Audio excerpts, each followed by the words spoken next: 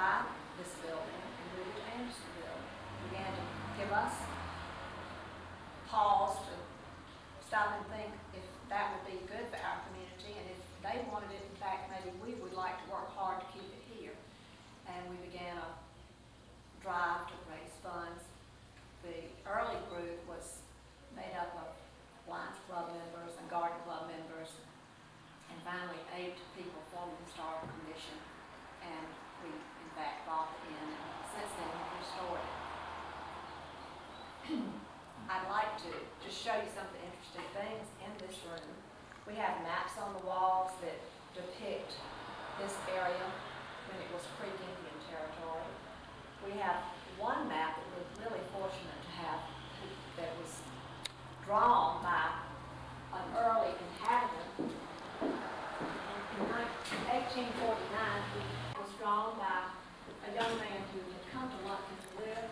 It's dated 1849, and he wanted to write to his mother, who lived in New England, about his new home. So he drew the whole plan, and here is the David Building, which is called New Tavern on this map, and it shows at least 3 other taverns of that period, and law offices, grocery stores, and that sort of thing. So it's well planned. And he says in his letters that the whole town was covered over with oak trees so that you didn't have to ever get out in the sunlight as you walked around town. This is an item that our guests here usually really enjoy. It's a tin stagecoach driver's horn, and we're told that he might have blown this 2 or 3 times as he came into town to let the innkeeper know how many visitors he was bringing for dinner or to spend the night. Another item that relates to stagecoach travel is this deed box. It's made of leather, and inside it has its original hand-painted paper lining, and it had a lock that took 2 keys to unlock, so we think that it may have been a box that travelers used for their important papers. And it's got all the keyholes that would have been used to store keys for the rooms upstairs. It's not original here, but we are proud to have it.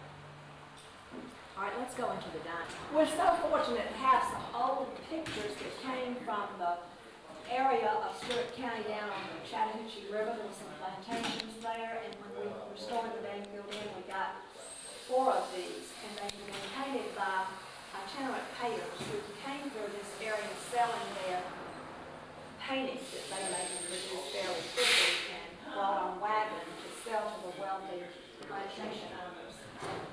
Our inn has the dining room with 2 doors leading out to the kitchen where food could be brought in and served to our guests, the stagecoach guests.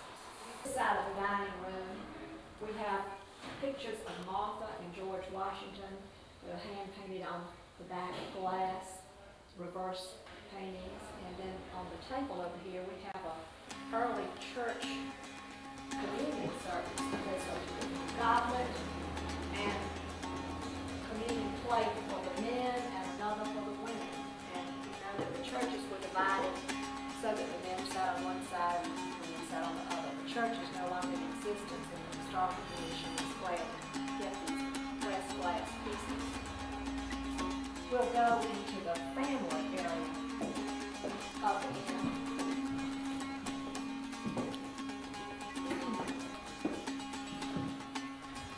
This is a secretary here that contains some books that belong to Dr. Brian Dangerfield. They have, one of them has his obituary pasted on the inside. We have copies of that visitors can read. It says that he was not a Christian man, but he had attended a camp meeting on it, and it tells he preached the sermon that day, and it says that he was saved, and it also commends him for his very willing nature in housing the ministers, the itinerant preachers as they came through this community. It's the worst thing that it says about him, though, is that he was among the, well, it says he was among the first settlers of this place, and by that upright course which he constantly pursued as a physician and citizen, He drew a large number of acquaintances and friends around him, and though a wicked man, in his nature and disposition kind, and his house will long be remembered by many of the ministers as their home, long before he embraced the religion of Christ. I guess it's kind of a contrast, since this is a 40-page type obituary telling all the details of the state of his soul, that makes us appreciate maybe the different type of obituaries we have in our day. Some of the tools of his trade are here on this table. This is a bleeding apparatus that was used to make the patient bleed, and it actually has sharp razor-like blades that come out, and then there are some scales they would have used to measure and weigh the medicines that he offered. Over the mantelpiece is an etching of George Washington. We have another etching upstairs of Benjamin Franklin. All of the mantels in the inn are black, and that was said to be done in the tradition of honoring George Washington. After he died, mantels were painted black. Go into the room where we think the innkeeper and his family would have gathered at night before retiring. They would have come in here to hear the melodeon being played, or to read and tell stories. And these two rooms that we've just come in are separate from the public part of the inn. I'm going to take you to the ladies' parlor. The room that we began in is called the public room, and only the men would have been allowed there. The ladies coming to the inn would only have been allowed to wait here for their meals. And we've been told that that was because the men had ale, the men were talking politics, and the women in the group were not supposed to know that much about anything like that, so they came in here and had lady chat before dinner. So it's a more ladylike room. Here's another one of the pictures that we're so proud of. This is kind of the castle in the sky look, pastoral. And here's one that represents maybe an Italian port. I'm not sure that is ours. I'm sure that one of the most interesting things that makes us realize the age of this building is the set of stairs that I'd like to show you going up. We know that the ladies and the family would use these steps. And if you come a little closer, you can see how well worn the treads are and how narrow they are. But we know that in 1830, wide skirts were not in vogue, and so this is perfectly appropriate.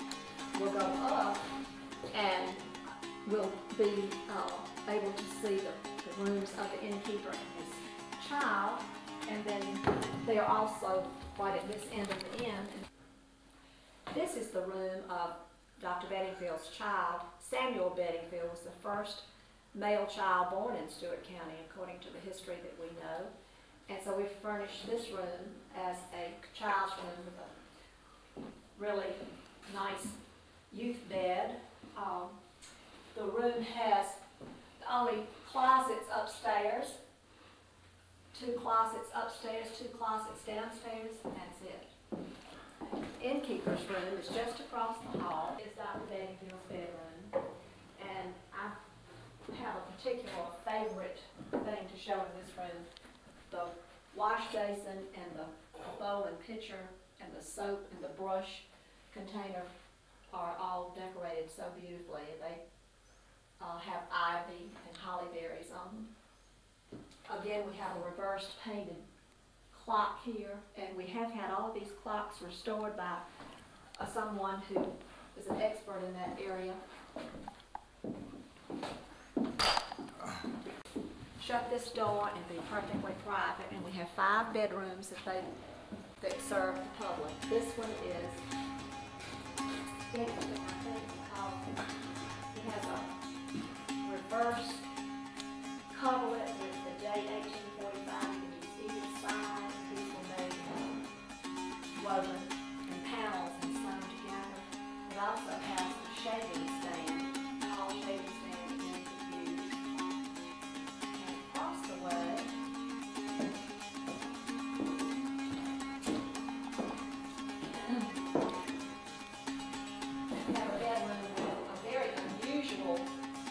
rocking chair.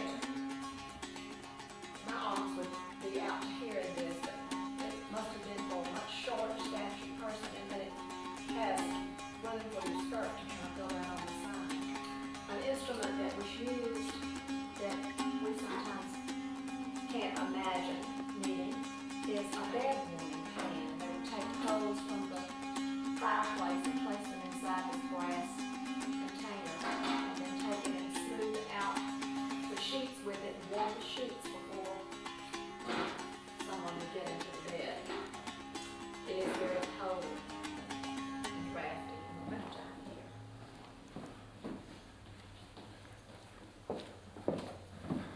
Here's the etching of Benjamin Franklin, a hero of this day.